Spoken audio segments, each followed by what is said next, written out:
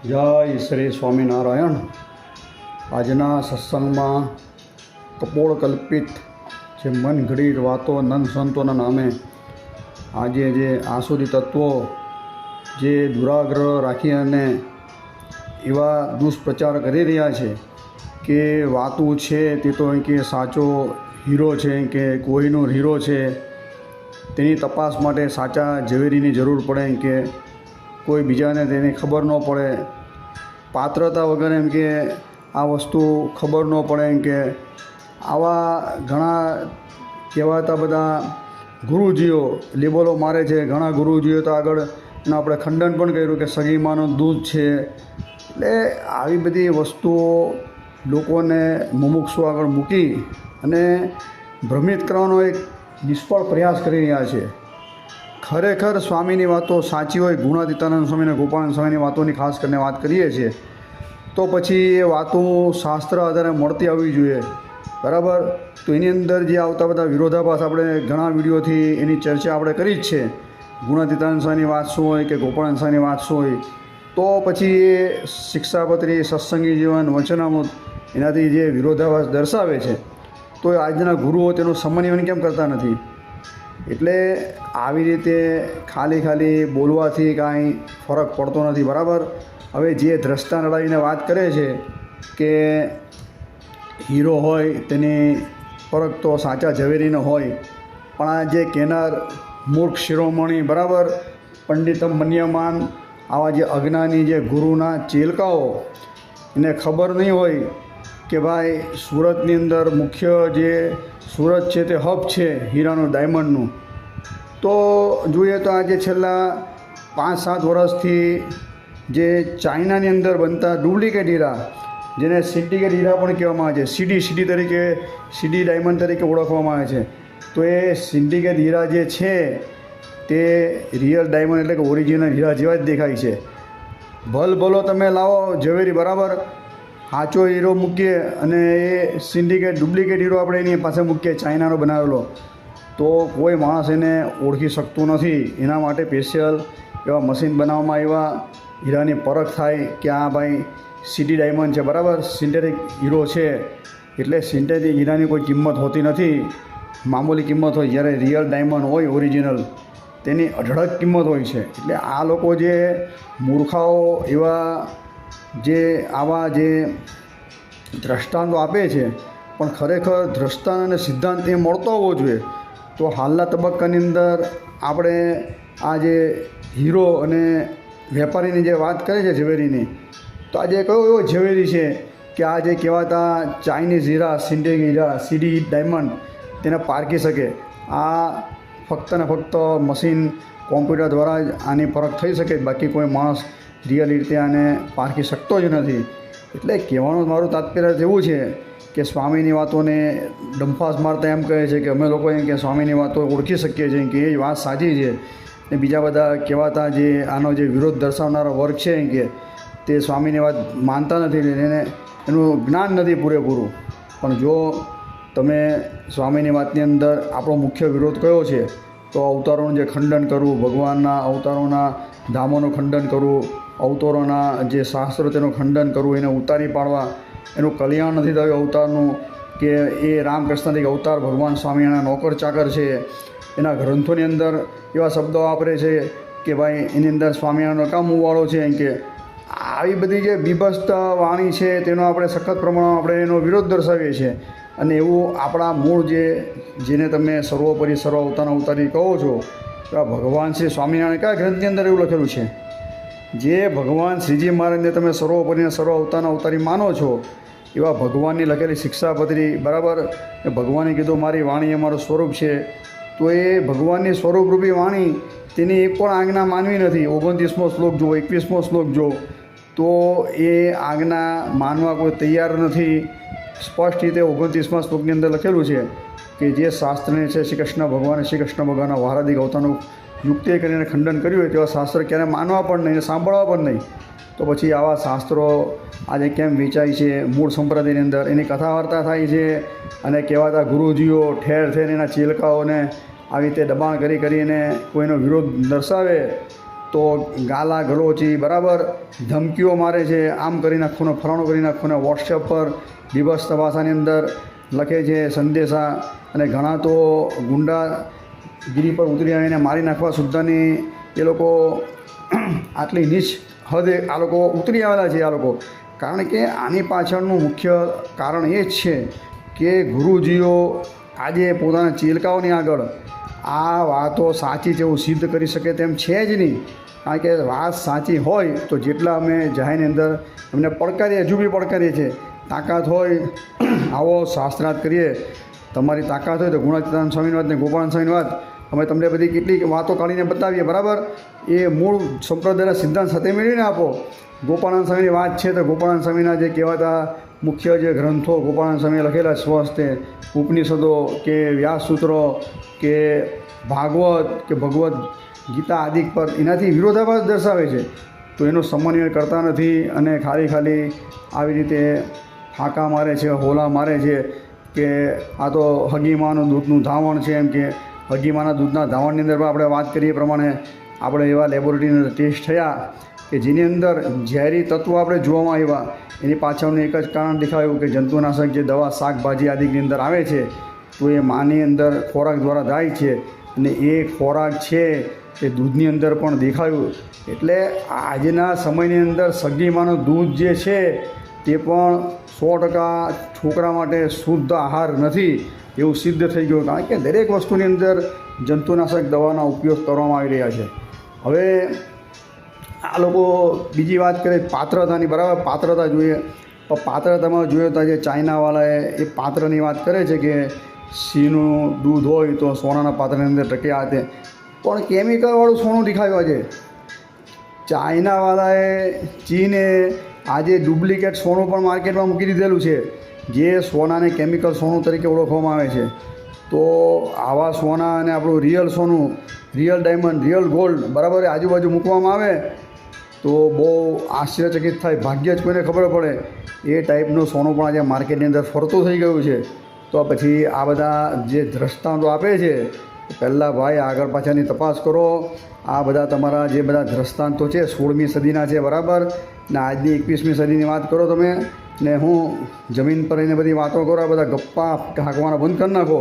હવે તમે એમ કહો છો કે અમને જે આવો પૂર્વ પક્ષ રચનાર અમે લોકો જે છે કે ભાઈ વાતો ખોટી છે ને એની અંદર આટલા વિરોધાભાસ છે, તો એમ કહે છે કે ભાઈ તમે તો ફક્ત શાસ્ત્ર અહીં કે માનો છો ને અમે તો અહીં કે શાસ્ત્ર વત્તા અહીં કે સદગુરુની કે વાતોને માનીએ છીએ. એમ કે એટલે સદગુરુની વાતો એટલે આ ગોપાળાનંદ સ્વામીની વાત કે ગુણાતીતાનંદ સ્વામી વાત કે પછી XYZ કોઈ બી વાતો હોય તેને, પણ એ જે સદગુરુ તમે કહો છો બરાબર એની વાતો જે કહો છો એ તો શાસ્ત્રમાં મળતી આવવી જોઈએ ને. જેને સર્વોપરી સર્વ અવતારના અવતારી કહીએ છીએ એવા ભગવાન શ્રી સ્વામિનારાયણ પોતે સ્વમુખે વચનામૃત જોઈએ તો ગઢડા મધ્યનું 13મું જે ભગવાને વાત કરી તો ભગવાન સ્પષ્ટ રીતે કહે છે કે આ વાત તો અહીં કે અનુભવ કરીને મળતી આવે છે અને શાસ્ત્રમાં પણ મળતી આવે છે. શાસ્ત્ર શબ્દ લખ્યો ભગવાને એટલે અનુભવમાં મળતી આવે એની અત્યારે શાસ્ત્રમાં પણ મળતી આવવી જ જોઈએ તો જ એ વાતનું પ્રમાણ મનાય. આમ જોવા જઈએ તો વેદાંતની ભાષાની અંદર પ્રમાણ 3 કીધા. પ્રમાણ યાની કે માન્યતા બરાબર. તો 3 પ્રકારના પ્રમાણની અંદર સૌથી પહેલું પ્રમાણ છે શાબ્દ પ્રમાણ એટલે કે શાસ્ત્ર પ્રમાણ. વેદ આદિ જે છે શાસ્ત્ર તેનું પ્રમાણ સર્વોપરી પ્રમાણ કીધું, બીજું અનુમાન અને ત્રીજું અનુભવવાળું બરાબર. તો આ જે સૌથી પહેલું પ્રમાણ શાબ્દ પ્રમાણ જે છે તે જ મુખ્ય છે. સારંગપુરના 13મા વચનાની અંદર ભગવાન શ્રીજી મહારાજ સ્પષ્ટ રીતે કહે છે કે ભગવાનનો પરિપૂર્ણ નિશ્ચય જે થાય છે એ પણ શાસ્ત્ર વતે કરીને જ થાય છે. કે શાસ્ત્રવાર ભગવાને કે એવું કોઈ ચરિત્ર કરતા જ નથી ને શ્રીજી મહારાજ સ્પષ્ટ રીતે કહે છે જાહેર સભાની અંદર એવું કહ્યું મેં ચરિત્ર કર્યું કે પૂર્વે અવતારે કે ન કર્યું કે એવું તો એક તો બતાવો. ત્યારે દરેક જ્ઞાન સંતો કહે છે ના મહારાજ. એટલે શાસ્ત્ર વતે જે નિશ્ચય થાય છે તે જ અચળ છે ને એ ટકે છે. એટલે ભગવાન શ્રીજી મહારાજે પણ શાસ્ત્રને પ્રાધાન્ય આપેલું છે ને ભગવાનનો નિશ્ચય પણ શાસ્ત્ર વતે જ થાય ને. આ વાત વસ્તુ મધ્યના 13મા વચનામૃતની વાત કરી બરાબર કે અનુભવ કરીને મળતો આવે. અને આ જ વસ્તુ વ્યાસ ભગવાને વ્યાસ સૂત્રની અંદર લખેલું છે કે જે બ્રહ્મ એટલે કે ભગવાનને ઓળખવો હોય તો શાસ્ત્ર વતે કરીને ભગવાન ઓળખાય. એટલે શાબ્દ પ્રમાણ, અનુમાન પ્રમાણ અને પ્રત્યક્ષ પ્રમાણ બરાબર જે 3 પ્રમાણ છે તેની અંદર જે શાબ્દ પ્રમાણ છે તેને મુખ્ય ગણવામાં આવેલું છે. પેલા બીજા પ્રમાણ છે તેની અંદર આપણે ઘણીવાર એની ચર્ચા કરી છે, એટલે ઊંડો ઉતરતો નથી. કારણ કે અનુમાન અને જે પ્રત્યક્ષ એની અંદર ક્યારેક તિમિરાદિક દોષનો પ્રસંગ આવે છે, તો શાબ્દની અંદર જે લખવામાં આવ્યું છે તો એ મહર્ષિઓ જે છે આપતો પુરુષ હોય છે, એણે જે શાસ્ત્રની રચના કરી હોય છે એની અંદર કોઈ પણ દોષ અંકે સંભવતો નથી હોતો. એટલે આપણા સંપ્રદાયની અંદર જોઈએ તો આવા મુખ્ય ગ્રંથો કે જે ભગવાન શ્રીજી મહારાજે સ્વયં જ્યારે શિક્ષાપત્રી લખી, વચનામૃત તો નંદ સંતો દ્વારા એનું સંકલન કરવામાં આવ્યું, અને સત્સંગી જીવન તો ત્રિકાલદર્શી મૈત્રેય ઋષિના અવતાર એવા સતાનંદ સ્વામી આ ગ્રંથની રચના કરી છે. દેશ વિભાગનો લેખ, ભક્ત ચિંતામણી, શ્રી હરિ દિગ્વિજય, આ ગ્રંથ છે તે શ્રીજી મહારાજની હયાતીની અંદર બનેલા છે. ભગવાન એને જોયા છે, તપાસેલા છે, એને મોર છાપ મારેલી છે. તો આ ગ્રંથની વિરુદ્ધ કાંઈ પણ વાત આવે તો ક્યારે પણ માન્ય ન રખાય. માટે એ અંધભક્તો, એ ગુરુજીના ચેલકાઓ બરાબર ચેતી જજો. તમારા ગુરુજીને એટલે બધા તમે ગુરુજીનો તમે પક્ષ લઈને દોડતા હોય તો તમારા ગુરુજીઓ જે તત્ણ જે વિવાદ થયા સ્વામિનારાયણ સંપ્રદાયમાં 19ની કોરોના કાલથી અત્યાર લગીનમાં સૌથી પહેલો વિવાદ જે થયો પેલો લાડુડી વિવાદ, મોરારી બાપુએ એ વિવાદ ઉપાડેલો બરાબર, લાડુડી વિવાદ. પછી બીજો વિવાદ જોઈએ તો હમણાં સારંગપુર વિવાદ થયો ગયા વર્ષે, અને અત્યારે જલારામ વિવાદ થયો. 3 વિવાદ સંપ્રદાયની અંદર થયા. તો તમારા જે કહેવાતા જે વાતોવાળા જે ગુરુજીઓ કયા ભૂગર્ભની અંદર ઘૂસી ગયા હતા, સર્વોપરીની તમે ડીંગ હાંકો છો, તો ભગવાન સ્વામિનારાયણ ભગવાન તરીકે તો પહેલાં સાબિત કરીને તમે બતાવો. શાસ્ત્ર આધારની તમે વાત કરો, તમે શાસ્ત્રને નહીં માનતા, તમે એમ માનો છો કે અમે તો સદગુરુને માની આને માની. તમારા સદગુરુ તેમાં તમે પ્રગટ બ્રહ્મની વાત કરો છો. અમારા ભગવાન હાલતા ચાલતા છે આ સાધુ રૂપે, સાધુએ સંતની મૂર્તિ રહે એવા જે નિષ્કુળાન સ્વામીના પુરુષોત્તમ પ્રકાશની ચોપાઈ લાવીને તમારા ગુરુજીઓના લીબર અડાવો છો. તો એવા ગુરુજીઓને લઈ આવીએ, ચાલો આપણે જઈએ. જે સંપ્રદાયવાળા બહિર્મુખ બધા જે સંપ્રદાયથી બહારવાળા જે છે પરોક્ષવાળા, તે સંપ્રદાય ઉપર આક્ષેપબાજી કરે છે, ભગવાન શ્રીજી મહારાજને ગાડો ભાંડે છે, નંદ સંતોને ગાડો ભાંડે છે. તો તમારા ગુરુજીઓને આપણે લઈને જઈએ બરાબર, એ લોકોને સમાધિ કરાવો, નિશ્ચય કરાવો, અથવા તેને જમપુરીના જમના દર્શન કરાવો. કાંઈ તો કંઈ તમે કરાવો, કંઈ પરચો તો આપો. એ લોકોને પરચો આપશો તો એ લોકો માનશે ને કે ના ભાઈ તમારી વાત સાચી છે. પહેલાં ભાઈ ભગવાન તરીકે તો સાબિત કરો, પછી સર્વોપરીની વાત છે તમારી બધી. એટલે ભગવાન સાબિત કરવા માટે પણ તમારે શાસ્ત્ર અધ્યયન કરવું પડે, શાસ્ત્ર પુરાવા આપવા પડે. આ જે બહારના કહેવાતા બીજા સંપ્રદાયવાળા છે એ કાંઈ તમારી ગુણાતીતાનંદ સ્વામીનાથને ગોપાળાનંદ સ્વામીની વાત માન્ય ન રાખે. ત્યાં શિક્ષાપતિના સત્સંગી અને વચનામૃત માનવા તૈયાર નથી એ લોકો. તો ફક્ત ને ફક્ત ભગવાન વેદ વ્યાસના વચન માનવા તૈયાર છે. તો આ તમારી ગામઠી વાતો કોઈ માનશે ખરું? તમારા ગુરુજીઓ લઈને જશે તો કોઈ જોશે ખરા? તમારા ગુરુજીઓ હાસ્યાસ્પદ થશે બરાબર, લોકો મસ્કરી કરશે. એટલે ભાઈ માપમાં રહ્યો. ગુરુના ચેલકાઓ અને અમુક જે ધમકીઓ મારો છો બરાબર, છાનામાના જે કામ કરતા એટલે કરતા રહો. કાયદા કાનૂન ખરાબ છે બરાબર, કાયદાની અંદર બધી ઘણી જોગવાઈ છે. બાકી આ આસારામ બાપુની જેમ સાબરમતીની હવા ખાતા કરી નાખવું બરાબર. જે ગુરુજી અને ગુરુજીને ચેલકા બેને અહીંયાથી આપણે એક ચેતવણી આપીએ છીએ, એટલે માપમાં રહીને જે કામ કરતા એટલે કર્યા કરો. બાકી હવે કાંઈ ખોટી મગજમારી કરશો બરાબર તો લીગલી ઓફિશિયલી કાયદેસરના પગલાં લેવાશે. તમે એમ નહીં માનતા અમે કરતા નથી, કામ ચાલુ જ છે અમારું. પણ સંપ્રદાયને હાનિ થાય, આપણા ઈષ્ટદેવને લાંછન લાગે, આ લાગે, એટલે વિચારીને બધું કાર્ય કરીએ છીએ. તમારી એમ નથી બરાબર. આ સમગ્ર જે કાંઈ પણ વિવાદ જે છેલ્લા 5-7 વર્ષથી એ આ કહેવાતા અવતારદ્રોહી બરાબર, ધામદ્રોહી, જે ભગવાનના રામકૃષ્ણજી અવતારનું ખંડન કરે એવી ચોપડીઓ મૂળ સંપ્રદાયની અંદર ભાઈ આવી ગઈ. એટલે આપણા ભગવાન અને આપણા નંદ સંતો, આપણા સંપ્રદાય, મૂળ સંપ્રદાયના બધું શોષવું પડે છે. તો કહેવાતા સંપ્રદાયના જે વડાઓ કે મોટા જે કહેવાતા સાધુઓ, હરિભક્તો બરાબર, કે જે કમિટીઓના મેમ્બર છે બધા, કે બીજા પણ જે લાગતા વળગતા હોય, તો મહેરબાની કરીને આગળ આવીને આવા જે સાધુઓ છે તેને દબાણમાં રાખીએ. આવા જે વેખરી વાણી ઉચ્ચારનારા બરાબર, ભગવાનના અવતારોનું ખંડન કરનારા અને એવા જે ગ્રંથો છે એના પર પ્રતિબંધ મૂકી, અને જે શ્રીજી મહારાજે અભિશાસ્ત્ર જે કીધા વેદાદિક, એવા ગ્રંથો પર આપણા નંદ સંતોએ જે ટીકા કરી છે તેને બહાર પાડે. મુખ્ય સત્સંગી જીવન વચનામૃત આદિ જે ગ્રંથો છે તેની કથા વાર્તા કરો બરાબર. ફક્ત ચિંતામણીની કથા કરો, નિષ્કુળાન કાવ્યની કથા કરો, હરિદિગ્વિજય આદિ ગ્રંથ છપાવો નહીં. કેમ હરિદિગ્વિજય ગ્રંથ તમે છપાવતા નથી? તમારી સર્વોપરી ઉપાસનાનું ખંડન થાય એટલે આ બાજુ તો તમે મોટી મોટી ડીંગ હાકો છો. નિત્યાનંદ સ્વામીએ સર્વોપરી હું ઉપાસના માટે 7 દિવસ હું કજ્યો થયો અને ચાલ્યા ગયા અને ફલાણા ઢીકણા, તો એ નિત્યાનંદ સ્વામીએ બનાવેલો ગ્રંથ હરિદિગ્વિજય કેમ તમને ભારી પડે છે? એમાં કહેવાતા જે આ 40 અને 42માં ઉલ્લાસની અંદર તો શ્રી કૃષ્ણને એની સામ્યાની એકતા બતાવી છે. પહેલો બીજો ઉલ્લાસ છે તેને પણ શ્રીજી મહારાજની એકતા બતાવી છે. આખો ગ્રંથ તમે હરિદિગ્વિજય વાંચો તો દેવકીનંદન શ્રી કૃષ્ણ અને શ્રીજી મહારાજની એકતા બતાવતો ગ્રંથ છે. એટલે આ લોકો આવા ગ્રંથ છપાવતા નથી ને આવા ગ્રંથથી એના ચેલકોને પણ દૂર રાખે છે. અને નકરું આ વાતોના નામે જે હળહળતું ઝેર તે ઓકી રહ્યા છે, બરાબર, એ લોકોને આવું વિષ પાઈ રહ્યા છે. એટલે આવી જે પ્રજા છે તે નપુસક જ હોય, નમાલી જ હોય, એ કાંઈ કોઈના પ્રત્યુત્તર આપી ન શકે, કોઈ સવાલ પૂછે તો એના જવાબ ન આપી શકે, બરાબર. એટલે આજે સંપ્રદાયની અંદર કહેવાતા બધા જે બહારના આક્ષેપ કરે છે તો આખા સંપ્રદાયને કોઈ વિદ્વાન છે જ નહીં, એવા કોઈ સાધુ છે જ નહીં કે જે આ બધા જે ચેલેન્જ કરે છે ભગવાન સ્વામિનારાયણને, ભગવાન તરીકે ભગવાન નથી ને તુકારા બોલાવે છે ભગવાનને, બરાબર, ગાડો ભાંડે છે નંદ સંતોને. તો આપણા સંપ્રદાયની અંદર કોઈ વિદ્વાન એવા સંતો છે જ નહીં કે આનો શાસ્ત્ર આધારે શાસ્ત્રાર્થ કરીને એને પર હું અંકુશ લાવી શકે, કાં તો કાયદેસર રીતે પગલાં ભરીને એને અંકુશ કરી શકે. આજથી 119 વર્ષ પહેલાં કાશીની અંદર શાસ્ત્ર થયો હતો ત્યારે સંપ્રદાયને કહેવાતા બ્રહ્મચારી અને સાધુઓ જઈ અને છેક ત્યાં જઈને હું દિગ્વિજય કરીને આવ્યા હતા. તો આવા સંતો અધ્યાપી બી છે, બરાબર. આપણે સારી રીતે ઓળખીએ છીએ, બે ગાદીની અંદર વિદ્વાન સંતો છે જ. તો પછી આ જે કહેવાતા અભણ અને અજ્ઞાની જે વાતોના રસિયા, જે ગપોડી વાતોને પ્રકાશ લાવનારા જે છે ને દૂર કરી અને વિદ્વાન સંતો કથા વાર્તા કરો, શાસ્ત્ર આધારે શ્રીજી મહારાજનો મુખ્ય જે હૃદયનો હૃદગત અભિપ્રાય છે એ જાહેરમાં લાવી અને મૂકો અને લોકોને સાચી વસ્તુનું વાસ્તવિક જ્ઞાન આપો. જ્યાં લગીન ભગવાને પેલા વચનામૃતમાં વાત કરી તે પ્રમાણે કૂવો ગાળવો હોય તો અંદરથી પહેલાં કચરો બહાર કાઢવો પડે, તેમ આપણે આપણા સંપ્રદાયની અંદર શુદ્ધિકરણ કરવાની ખાસ જરૂર છે. આવી બધી વાતો છે તેને એના પર બેન મૂકવાની જરૂર છે. આ ગુણાતીતાનંદ સ્વામીની વાતો પહેલી વાર બહાર પડી ત્યારે બોચાસણ બનનો હતી ઇતિહાસ વાંચજો. ગોરધનભાઈ કોઠારી હતા, તેણે સ્પષ્ટ રીતે આ વાતો હું ગુણાતીતાનંદ સ્વામીની છે જ નહીં એને રદ બાતલ કરેલી હતી.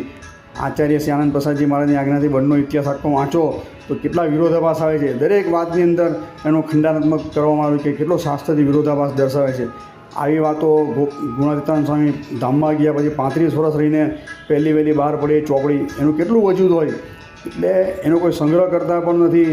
અલગ અલગ 5 પ્રકરણને 7 પ્રકરણને 10 ને અત્યારે 15 ને 25 પ્રકરણ લગીની વાતો મૂકી ગયેલી છે. એટલે આવી બધી જેને જેટલી ફાવે એવી મનસ્વી રીતે ઉમેરી છે વાતોની અંદર. કાલ્પનિક બધા પોતાના જે સિદ્ધાંતો એની અંદર જોડી અને અપસિદ્ધાંત આ બધો શ્રીજી મહારાજને નંદ સંતોના નામે આ લોકો આવું ઝેર ઓકી રહ્યા છે. એનું આ દુષ્પરિણામ, એનો જે ફળ છે તે આજે આપણે ચાખી રહ્યા છીએ. જો હજુ પણ ચેસશો નહીં, બરાબર, તો આ સંપ્રદાયને અવૈદિક જાહેર કરશે, બરાબર. મેં આજથી લગભગ 5 વર્ષ પહેલાં એક વિડીયો બનાવ્યો હતો કે જો આવા વાતોને અને એના કહેનારા ગુરુજીને અંકુશમાં રાખવામાં નહીં આવશે તો આ સંપ્રદાયની હાલત પણ બૌદ્ધ સંપ્રદાય જેવી થશે, બરાબર. બુદ્ધને તો ભગવાન તરીકે 24 અવતારની અંદર માન્યતા મળી છે, પણ હાલ આ જે કહેવાતા ગુરુજીના પાપે આજે સ્વામિનારાયણ ભગવાન છે એવું કોઈ પણ આજે ભગુ કાંતાધારી, બરાબર, કોઈ પણ જાહેરની અંદર આવીને સાબિત કરવા માટે સક્ષમ નથી. કારણ કે આ લોકોએ એટલો બધો બંધ બગડો ફેલવી નાખેલો છે કે સાચા જે વિદ્વાન સાધુઓ છે તેને આગળ આવવા દેતા જ નથી. એવા ઘણા સાધુને આપણે ઓળખીએ છીએ કે જેની પાસે એટલી તાકાત છે કે એ જઈને શાસ્ત્રાર્થ કરીને દરેક આચાર્ય ગમે તે હોય તેને સામે જીતી શકે તેમ છે, દિગ્વિજય કરી શકે તેમ છે. પણ આવા અભણ સાધુઓ જે જાડા લુગડાવાળા છે તેને આગળ આવવા દેતા નથી. બરાબર, ભજન કરો. આ તો શ્રીજી મહારાજના સમયથી બધું ચાલતું હોય એમ કરીને આ સંતોને પાછા પાડે છે. જે વિદ્વાન સંતો છે તેને આનું દુષ્પરિણામ આજે નહીં તો કાલે ભોગવવું પડશે. માટે જે હોય તે ચેતી જાઓ. પહેલાં તો આ બધી વાતો જે છે તેને બંધ કરી નાખો, એના પર બેન કરો, આનો નાશ કરી નાખો, બરાબર. નદી નાળાની અંદર કાં તો એને બાળી નાખો અને શુદ્ધ જે શ્રીજી મહારાજનું જ્ઞાન છે ને શ્રીજી મહારાજ જે માન્ય કરેલા ગ્રંથ છે તે છપાવો, વેચો અને એની કથા વાર્તા કરો. ને આવા જે સંતો હોય તેના પર પણ અંકુશ લાદવાની જરૂર છે. જાહેરની અંદર આવી લવરી કરે એને પણ કાયદેસર રીતે એના પર પગલાં ભરો તો મૂળ સંપ્રદાય આપણો બચશે. આ ખાસ જોજો. આ જો તમે આ બધી વસ્તુ બહુ સિરિયસલી નહીં લેશો તમે તો આના ગંભીર પરિણામ સ્વામિનારાયણ સંપ્રદાયવાળા ભોગવવા પડશે. આ 6 મહિના કે 3 મહિના થાય છે એટલે આ લોકો સનાતનના નામે ગટકડા લાવીને ભગવાનને ગાળો ભાંડે છે, નંદ સંતોને ગાળો ભાંડે છે, આપણા શાસ્ત્ર ઉપર ક્વેશ્ચન માર્ક કરે છે. એનું કારણ ફક્ત ને ફક્ત છે આપણી અંદર રહેલા જે આવા અનિષ્ટ જે કુસંગી આસુરી તત્વો છે તેણે આવા જે ગ્રંથો થોથા બહાર પાડ્યા, બરાબર, વાતોના સાહિત્ય એકની બેની 20 બધી વાતો ઠોકી બેસાડી અલગ અલગ સ્વામીના નામે નકરું બંધ આવું ફેલવી અને સમાજને ગેરમાર્ગે દોરી રહ્યા છે. જે પણ સંપ્રદાયને લાગતા હોય આ વસ્તુ ઉપર ખાસ અંકુશ કરવાની જરૂર છે. જો નહીં ચેસશો તો આના પરિણામ બહુ ખરાબ આવશે, બરાબર. આ તમે જોજો, આજની તારીખ સાથે નોંધી લેજો. આ હું જે વાત કરું છું એ સનાતન સત્ય હકીકત છે. જો જાગૃત નહીં બને સંપ્રદાયનો જે મુખ્ય જેને શ્રીજી મહારાજે જવાબદારી સમગ્ર સંપ્રદાયની સોંપી છે એવા સંતો કે સંપ્રદાયના વડાઓ કે જે ગ્રહસ્થ હરિભક્તો બધા જે સ્કીમ કે જે બધું આવ્યું છે આજની તારીખમાં આપણે વિવાદમાં ઉતરવા માગતા નથી, પણ જે લાગતા ઓળખતા હોય તો બે ગાદીવાળા ભેગા થઈને આનું બેહીને એનું કોઈ નિરાકરણ લાવવું ખાસ જરૂરી છે. કારણ કે 3 મહિના થાય એટલે આ લોકો ભગવાન પર આક્ષેપબાજી કરે, સંતો પર આક્ષેપબાજી કરે છે. આનું પરિણામ સારું નહીં આવે, કારણ કે હરિભક્તો છે તેને સાચી સમજણ હોતી નથી ને આ લોકોએ ફક્ત છેલ્લા 20 વર્ષથી આ વાતું પાઈ અને ભગવાનની જે મૂળ ઉપાસના, મૂળ શાસ્ત્ર તેનાથી દૂર કરી નાખેલા છે. એટલે આ લોકોને સાચી વસ્તુ કોઈ સમજાતી જ નથી, તમે સમજાવો તો પણ, કારણ કે એની લાયકાત જ એવી નથી રાખી આ લોકોએ. એટલે વિશેષ કાંઈ કહેવું નથી.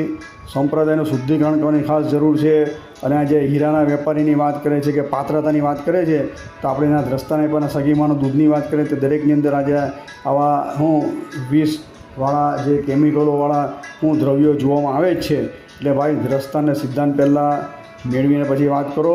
અને શ્રીજી મહારાજ પણ શાસ્ત્રને અનુસાર બધી વાત કરતા હતા. એક પણ એવું લાવો વચન, આપણે વચનામૃત જોઈએ તો વચનામૃતની અંદર પણ 90 થી 92 જેટલા શ્લોકો છે. તો વેદ, ઉપનિષદ, ગીતા, ભાગવત આદિકના શ્લોકો નાખીને જ ભગવાને બધી વાત કરેલી છે. એટલે શ્રીજી મહારાજ પણ કાંઈ બોલ્યા છે એ શાસ્ત્ર બહારનું કાંઈ બોલ્યા નથી. શિક્ષાપત્રી છે તો એના પર જે 3 ટીકા થયેલી, તો સતાનંદ સ્વામીની અર્થદીપિકા, આચાર્ય રઘુવીરજી મહારાજની શિક્ષાપત્રી ભાષ્ય, બરાબર, અને એના પર ભગવત પ્રસાદજી મહારાજની ટીકા છે. તો એની અંદર જે 212 શ્લોકની અંદર જે પ્રમાણ આપવામાં આવેલા છે તો 346 શાસ્ત્રના પ્રમાણ આપવામાં આવેલા છે. એટલે ભગવાન શ્રીજી મહારાજે શિક્ષાપત્રી લખી છે તે પણ 346 શાસ્ત્રની અંદર જે મળતું આવે છે એવું શાસ્ત્ર આધારે લખેલું છે. તો પછી શ્રીજી મહારાજને નંદ સંતો આવી કપોળકલ્પિત વાતો જે કોઈ ગ્રંથની અંદર મળતી નથી આવતી એને કોઈ માન્યતા આપશે ખરા? આજે ગુણાતીતાનંદ સ્વામી કે ગોપાળાનંદ સ્વામી જો સત્સંગમાં હોય તો એને કેટલું દુઃખ થાય, કેટલી હાનિ પહોંચે ને આવી વાતને સમર્થન આપે ખરા? વિચારજો મુમુક્ષો, બરાબર. મૂળ જે ગોપાળાનંદ સ્વામીના ગ્રંથો ઉપનિષદ છે તેનો અભ્યાસ કરો, ગીતા પર ભાષ્ય કર્યું તેનો અભ્યાસ કરો, બ્રહ્મસૂત્ર પર ભાષ્ય કર્યું તેનો અભ્યાસ કરો, બરાબર. વાદ ગ્રંથની રચના કરી એના પર અભ્યાસ કરો તો સહેજે સરળતાથી કલ્યાણ થશે. અન્યથા નિષ્કુળાનંદ સ્વામી કીધું તે પ્રમાણે ધામ નહીં પણ ધક્કા મળશે. અસ્તુ. આ પ્રવચનને વિરામ આપીએ. જય શ્રી સ્વામિનારાયણ.